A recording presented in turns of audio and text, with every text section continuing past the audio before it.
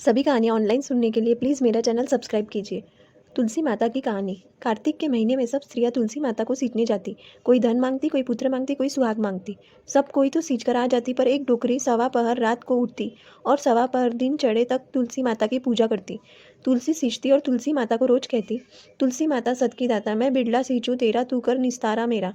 तुलसी माता बहू दीजिए, बेटी दीजिए, पोता दीजिए, लड़ुओ दीजिए, गड़ुओ दीजिए, पीताम्बर की धोती दीजिए, पाट का नातना दीजिए, घी का कुंडा दीजिए, मीठा मीठा खीर खांड का भोजन दीजिए, दाल भात का ग्रास दीजिए, लाक्ष दीजिए, लक्ष्मी दीजिए, बेटा पोता को हाथ दीजिए, चटके मटके की चाल दीजिए, पटके की मोत दीजिए, तुलसी को पत्तों दीजिए, मुँह में गंगाजल दीजिए, सूरज जी की साग दीजिए, जल जमुना को नीर दीजिए, 11 के दिन दीजिए मरु, जब वैकुंठ को वास दीजिए, चंदन को दाग दीजिए, मरु जब आप श्री कृष्ण को कांद दीजिए, हर हर करते वैकुंठ ले जाजे, रोज इतना कहकर आती।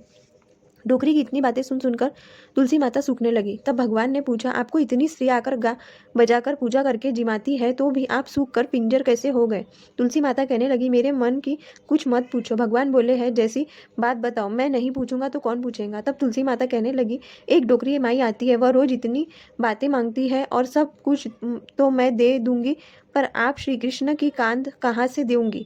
भगवान बोले, जैसा नसीब में होगा वैसा हो जाएगा, आप तो हरे भरे फूलो। भगवान बोले, वह मरेंगी तब मौके पर मैं आप ही कान दे दूंगा। आप सुबह जब वह पूजा करने आवे तब कह देना कि तुम्हें सब मिल जाएगा। पीछे कई दिनों बाद एक दिन वह डोकरी ठोकर खाकर रास्ते में गिरकर मर गई। पूरे गांव के सभी लोग आए। डोकरी को सभी लोग धर्मात्मा मानते थे और उसको तुलसी जी की डोकरी कहा करते थे। उसके परिवार में कोई नहीं था। गांव वालों ने इंतजाम किया, उसको नहलाया धुलाया, वैकुंठी सजाई, वैकुंठी पर बैठाने के लिए उसको उठाने लगे। तब उसकी मिट्टी इतनी भारी हो गई कि किसी से उठे नहीं। जब लोग बोले, यह तो इतना पूजा पाठ करती थी, पाप घाट की माला फेरती होंगी जिससे भारी हो रही है। पूरे गांव में चर्चा हो गई, यह डोकरी माई भक्ति थोड़े ही करती थी, यह तो छल कपट की माला फेरती थी।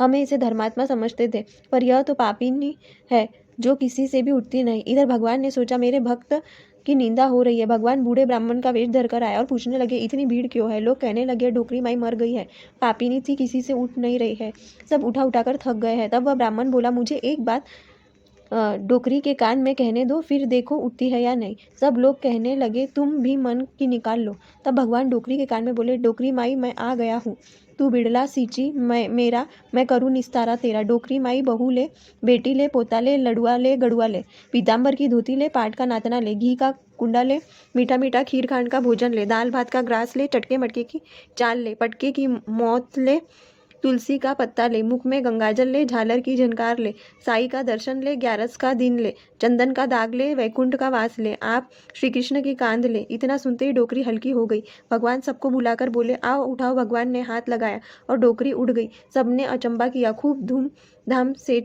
चले। भगवान उसको अपने कंधे पर ले गए। गांव में डोकरी का चलावा बहुत अच्छा निकला, उसकी मुक्ति हो गई, वह झरन झरन करती वैकुंठ में गई। तब लोग देखते रह गए। सबने देखा मुर्दा घाट तो ब्राह्मण साथ में था, फिर दिखाई नहीं दिया। सब समझ गए भगवान स्वयं ही आए थे। हे तुलसी माता, उसकी मुक्ति कराई, जैसी मेरी भी कराना, सबकी कराना, जाई जामाता की कराना। उसको भगवान कंधा दिए, जैसे हमें भी देना, सबको देना। खोटी की खरी अधूरी की पूरी करना। Please subscribe to my channel.